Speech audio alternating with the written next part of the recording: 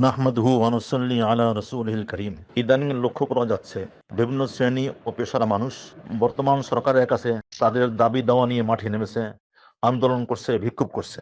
তো তাদের ন্যায্য দাবি দাওয়া থাকতেই পারে, এবং লক্ষ্য করলে দেখা যাবে বিভিন্ন শ্রেণী ও পেশার মানুষ দীর্ঘদিন যাবৎ বছরের পর বছর তাদের ন্যায্য অধিকার থেকে বঞ্চিত হয়েছে। তাদের সে অধিকার তাদেরকে বুঝিয়ে দেওয়া অবশ্যই রাষ্ট্রের কর্তব্য। তবে সবকিছুর একটা সময় আছে। এই সময় সবেমাত্র ক্ষমতায় এসেছে, এটা অন্তর্বর্তীকালীন সরকার।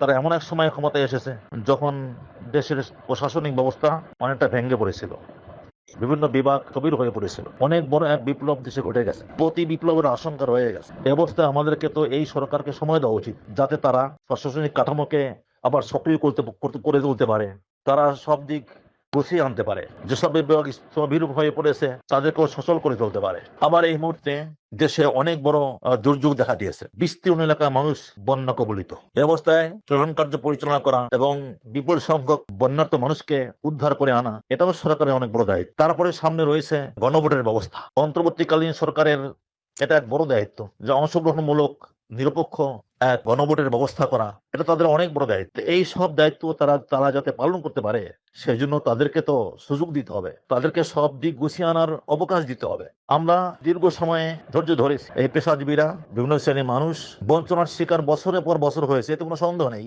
তো এই বছরের পর বছর, হয়তো 15-20 বছর আরো বেশি হতে পারে, যে তারা যে ধৈর্য ধরেছে, অপেক্ষা করেছে।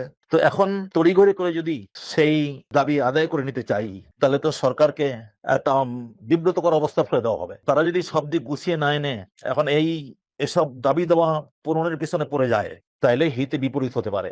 যারা দেশের বিরুদ্ধে ষড়যন্ত্র করছে তারা সুযোগ নিতে পারে, তাদেরকে সেই সুযোগ দেওয়া কিছুতেই ঠিক হবে না। সরকার যাতে তাদের বড় বড় দায়িত্ব আঞ্জাম দিতে পারে, সে লক্ষ্যে তাদেরকে যদি আমরা সুযোগ দিই আর তারা সব দিক গুছিয়ে আনতে পারে, তারপর তাদের কাছে দাবি দেওয়া পেশ করা হয়, তা সেটাই যুক্তিসঙ্গত হবে। তখন তাদের পক্ষে দাবি পূরণ সহজ হবে, তারা সুচিন্তিত ভাবে পূরণ করতে পারে। এসব দাবি দেওয়া পূরণ করতে গেলে অনেক আলোচনা পর্যালোচনার প্রয়োজন রয়েছে। সেসব আলোচনা পর্যালোচনা ছাড়া যদি তড়িঘড়ি করে একটা সিদ্ধান্ত দিয়ে দেওয়া হয়, তাহলে সেটা দেশ ও জাতির পক্ষে কল্যাণকর নাও হতে পারে। তাই এখন আমরা সবাইকেই আহ্বান জানাবো যে অনেকদিন অপেক্ষা করা হয়েছে, আরো কিছু দিন অপেক্ষা করা হোক, এই সরকার সব দিক গুছিয়ে আনুক।